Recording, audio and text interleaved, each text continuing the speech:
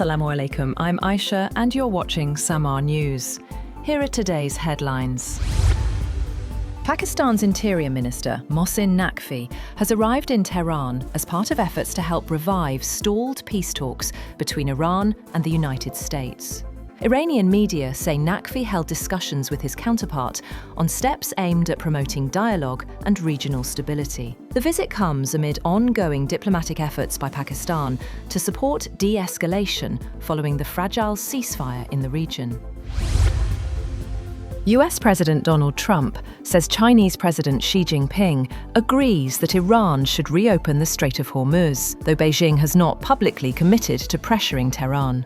Speaking after talks in Beijing, Trump said discussions with Xi included the Iran conflict and the future of sanctions on Chinese firms buying Iranian oil. China, meanwhile, called the war unnecessary and urged an end to the conflict, but stopped short of outlining any direct role in mediation efforts.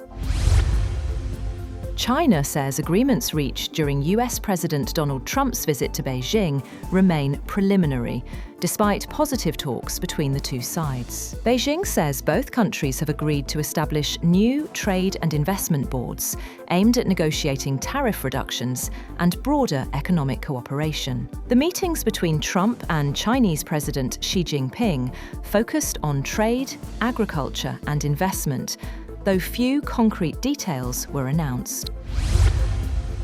US President Donald Trump says ISIS second-in-command Abu Bilal al-Minuki has been killed in an operation carried out by American and Nigerian forces in Africa. In a post on Truth Social, Trump described the mission as flawlessly executed, saying the militant leader was tracked through intelligence and targeted after attempts to hide across the region. The announcement comes amid ongoing counter-terrorism cooperation between the United States and Nigeria, which has long battled ISIS-linked and other extremist groups in West Africa. US President Donald Trump has said that Washington is prepared to sign an agreement with Iran if Tehran suspended its nuclear program for 20 years. Speaking to the media aboard Air Force One, Trump said he would accept such an arrangement if Iran's commitment proved genuine. Trump claimed Iran previously conducted trade worth $500 million daily through the Strait of Hormuz, and said the blockade had disrupted Iranian commerce. He said the ceasefire decision was taken at the request of other countries, and once again praised Pakistan's Field Marshal and Prime Minister.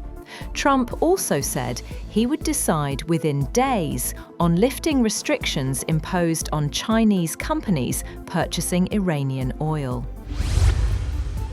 Separately, Araghchi said US-Iran negotiations are suffering from a lack of trust, warning that Tehran wants clearly defined terms before agreeing to any deal. He said contradictory messages from Washington had deepened doubts over US intentions. He also insisted that vessels crossing the Strait of Hormuz must coordinate with Iran's navy unless they are hostile to Tehran. The State Department says Israel and Lebanon have agreed to extend their US-brokered ceasefire by 45 days after talks in Washington. The truce, which was first declared by President Trump on April 16th, will remain in place as both sides prepare for another round of negotiations in early June, aimed at containing hostilities along the Lebanon border. Ukrainian President Volodymyr Zelensky vows a strong response after a Russian strike on Kyiv killed at least 24 people, including 3 children, in what Ukraine described as the largest aerial attack since the war began. Authorities said a 9-story apartment building in the Darnitsky district was hit during widespread missile and drone strikes across multiple regions, with rescue operations continuing. Zelensky warned the attack will not go unpunished and said Ukraine is preparing further long-range strikes on Russian oil and military infrastructure. The Democratic Republic of Congo has confirmed a new Ebola outbreak in its eastern Ituri province, with at least 80 deaths reported. the health ministry said. Officials said 246 suspected cases have been recorded, with infections linked to the Bundibugyo strain of the virus detected in multiple health zones, including Bunia, Mongwalu, and Rwampara. The outbreak is Congo's 17th Ebola episode. Authorities have activated emergency response measures, while the Africa CDC warned of cross-border risk due to proximity to Uganda and South Sudan and ongoing population movement in the region. Harvey Weinstein's third rape trial in New York ended in a mistrial after jurors failed to reach a unanimous decision on the charge that he raped aspiring actress Jessica Mann in a Manhattan hotel room in 2013. Weinstein, 74, had pleaded not guilty, with his defense arguing the encounter was consensual. He remains in custody due to prior convictions in separate cases. Prosecutors said they were disappointed, but will review next steps, while Weinstein's legal team urged the case be dropped, noting a split jury vote. It is unclear whether the case will be retried for a fourth time. Samsung Electronics chairman J.Y. Lee apologized to customers and the public on Saturday over the company's wage dispute with its South Korean labor union as fears grow over a possible strike at the world's largest memory chip maker. Lee said he was deeply sorry for causing concern, while South Korean officials urged Samsung to resolve the dispute through dialogue.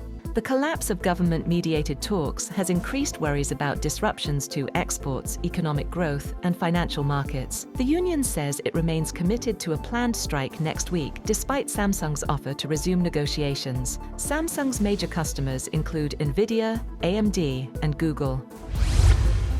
That's all for now. For more updates, visit www.samaa.tv. Thank you for watching Samaa News.